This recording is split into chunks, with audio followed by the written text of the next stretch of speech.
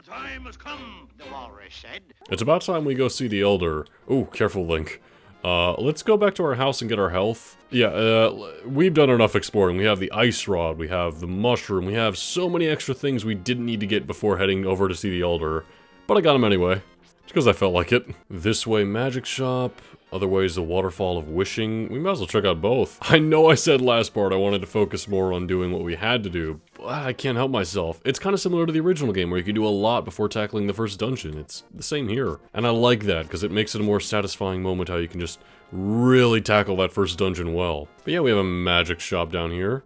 I need to stun these guys before I hit them, otherwise they'll kill me. Hello there! The smell of rotten fruit. If you give me that mushroom, I can finish my brew. Alright, well, let's go to the mushroom here. Hand it off to her. Thank you, young man. Come back to the shop later for something good. Yeah, so this is typically a normal magic shop, with just some standard magic potions that we can put inside our empty bottles. We don't have any empty bottles right now. We're holding a bee for some reason. But after we give her the mushroom, we can leave, come back, and there'll be... Oh god, I missed the boomerang. There'll be a new item in stock. Heading inside here. Hello there. We managed to obtain magic powder, try to sprinkle it on enemies, and many other things. It also uses our magic meter, which we currently are running very low on. So I won't be demonstrating it just yet. Welcome to the magic shop. Waterfall of Wishing is just up ahead. Also, I hurt myself. We can't go to the Waterfall of Wishing because of that big rock in the way, and there's nothing we can do about that. But the fact that we got magic powder is nice, because now that's the one method for defeating those anti-fairies that I was talking about in the last part. I still don't like those enemies. You know, we never really explored the implications of the fact that these Hyrule Knights are under Aghanim's control. Are we okay just murdering them left and right like this? I guess it's like Stormtrooper syndrome where we just murder them all the time, because who cares? It's fine. Also, I think I'm going the absolute wrong way. I'm gonna head back down. I guess I just went up here for the magic powder. This way Eastern Palace, this way Hyrule Castle. Yeah, we need to head to the Eastern Palace. That's where the Elder's at. Or near it, anyway. Going along here, and then up here, kind of around this whole bit, we have a lot of, a bit of a structure here. And we're climbing up, up, up, and up. It's kind of hard to tell because we're in an overview kind of perspective. But yeah, we are high up right now. And going down here, I believe this is where the Elder is at. Hello! I am indeed Sahasrahla.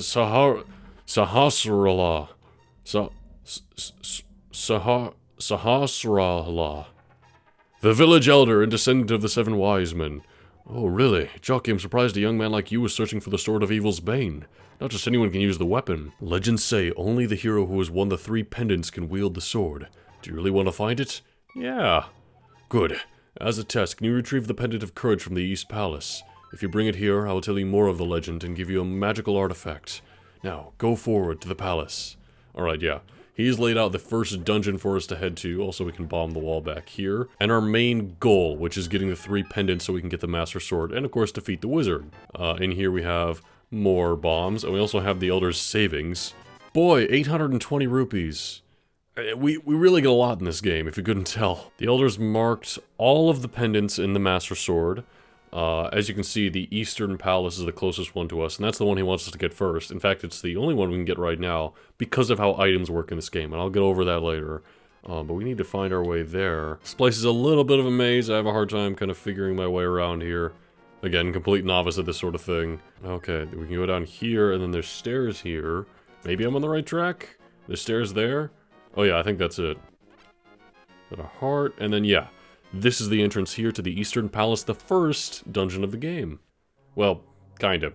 Yeah, I mean, you can maybe count Hyrule Castle where we rescued Zelda, because we did get a heart container at the end. But I mean, there was no boss. I don't count that.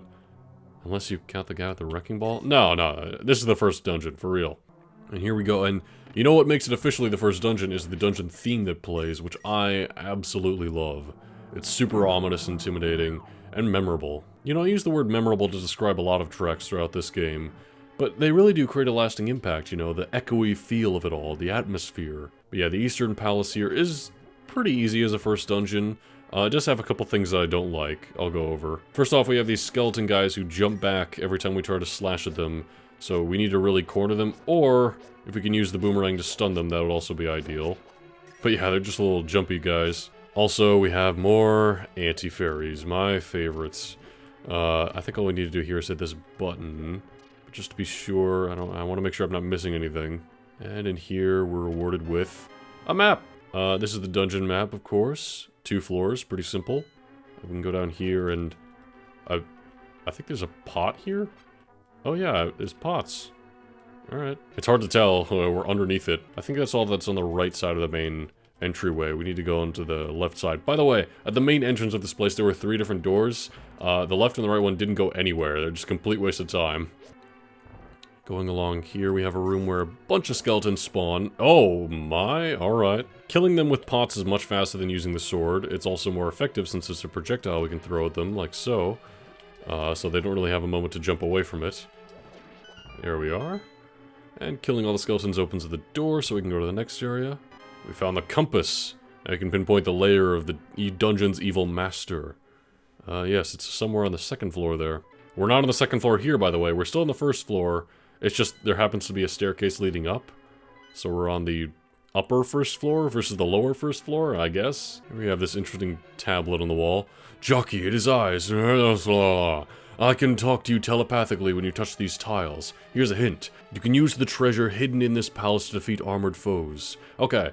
I don't like that he gives us that hint, and I'll explain why. It should be very obvious by this point from the arrows we've been picking up, and from the fact that it was the case in the first Zelda game, that this place's first item is going to be the bow and arrow.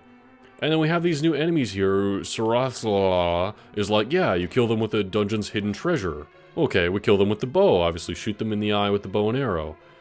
We have this treasure here. It's locked, but we need the big key. So you think, okay, we need to be able to kill these guys with the bow, which we need the big key for. How do we get the big key? By killing those guys.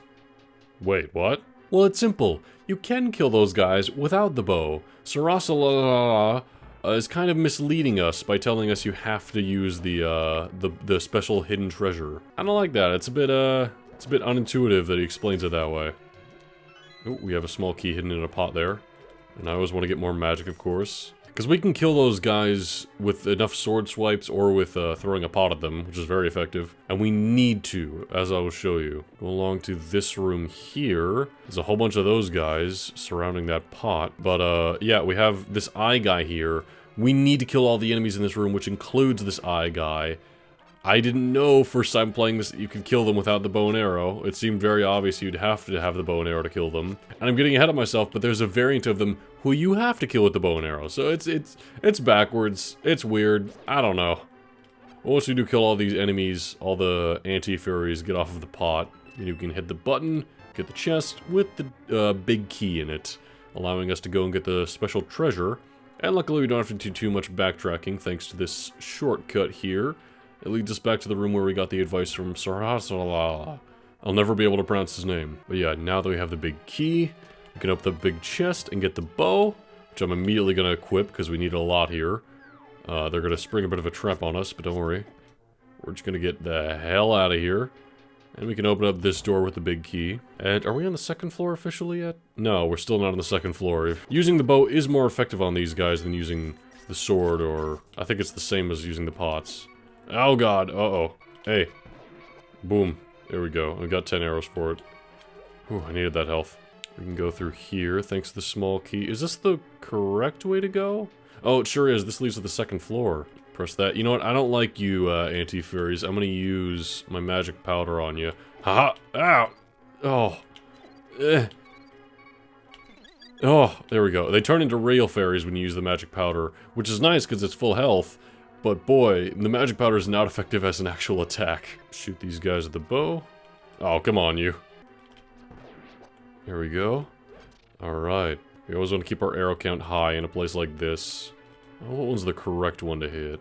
It's that one. Okay. We have another room just like that where we gotta find the correct button to hit. Looks like it's the upper left one here. We have these red variants of the statue guys. These ones we do have to kill with the bow. Which... yeah, I don't know. I'm being salty. Am I being petty? Am I being salty? What am I right now? These guys take 2 arrow hits, by the way. I guess they're stronger variants. And this leads not to the boss room. We're almost there, though. Check out that spin attack. We're almost to the max amount of rupees, by the way. 927. Come on, you. There we go. Aha! More arrows. Okay, we're at the max arrows. We're at max health.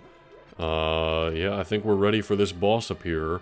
And this boss, we have the Armor Knights. These guys... Oh, we can't hit them yet.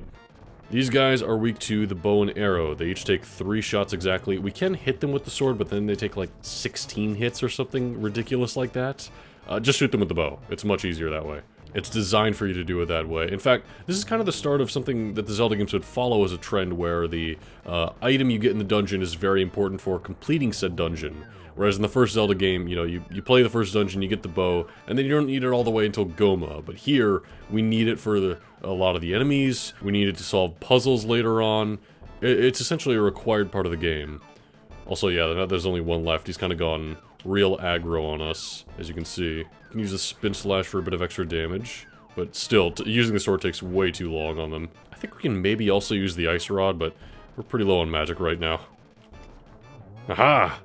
With 1 arrow remaining, we did it. We get another heart container. The dungeons still give us heart containers, even if the overworld just has pieces of heart. And we get the Pendant of Courage that we were required to get. Which, by the way, you may have noticed, the Pendant of Courage did not appear until we picked up the heart container, meaning it is impossible to do a 3-run heart of this game, unless you find some exploit. Or maybe hack it or something. You won the Pendant of Courage. Take it to Sarah. 2 pendants remain.